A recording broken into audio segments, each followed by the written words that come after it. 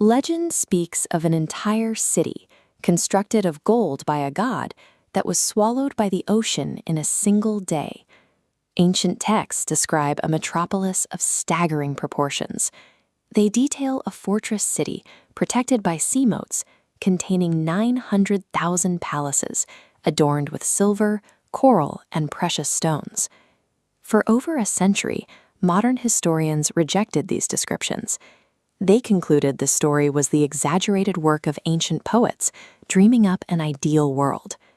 But one detail remained inconsistent with a work of pure fiction.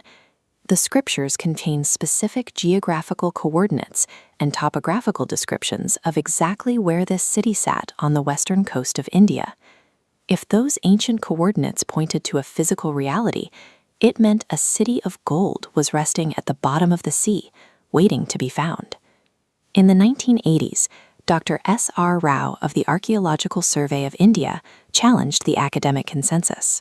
He launched an expedition into the Arabian Sea to search for physical evidence. The team had to navigate extreme depths and battle brutal underwater currents in near-zero visibility environments that made sweeping the ocean floor nearly impossible. At depths of 10 to 20 meters deep, divers cleared away sediment to reveal massive stone foundations and the straight lines of ancient street grids. The engineering of these walls was highly advanced. The builders used an interlocking stone system to secure the massive blocks, constructing durable fortifications without the use of mortar or cement. The density and scale of these ruins characterized a highly fortified maritime metropolis, placing a major urban center exactly where the texts described it. Further dives revealed a vast underwater port equipped with stone jetties. The presence of this infrastructure suggests the city operated as a trade hub, connected to ancient markets in the Middle East and Europe. The team recovered ancient statues and a small stone seal, the type used for identifying cargo, bearing the name Dwarka. Carbon dating performed on the recovered artifacts pinpointed their origin to roughly 3,500 years ago, around 1500 BCE. This chart shows the timeline of the Mahabharata era compared to the scientific dating of the ruins. The two dates slide into vertical alignment, placing the physical city in the exact era of the legend. Modern theology provides a mechanism for how such a city could vanish.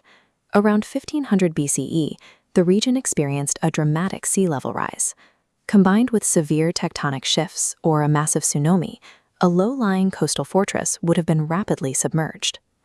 The ancient description of the ocean swallowing the city captured the specific sequence of a coastal disaster that geological data now confirms. Dwarka provides physical evidence that India's Bronze Age urbanization extended to the coast, matching inland hubs like Harappa.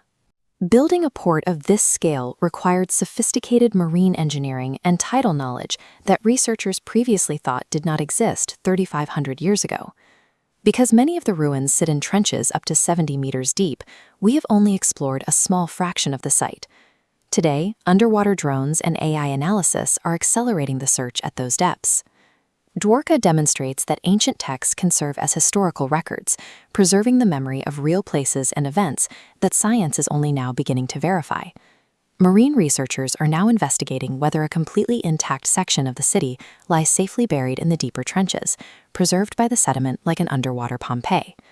This discovery encourages a re-examination of other legendary locations worldwide, from the Americas to the Mediterranean, which may be undiscovered archaeological realities. If a city as grand as Dwarka could be lost to the sea, what other chapters of human history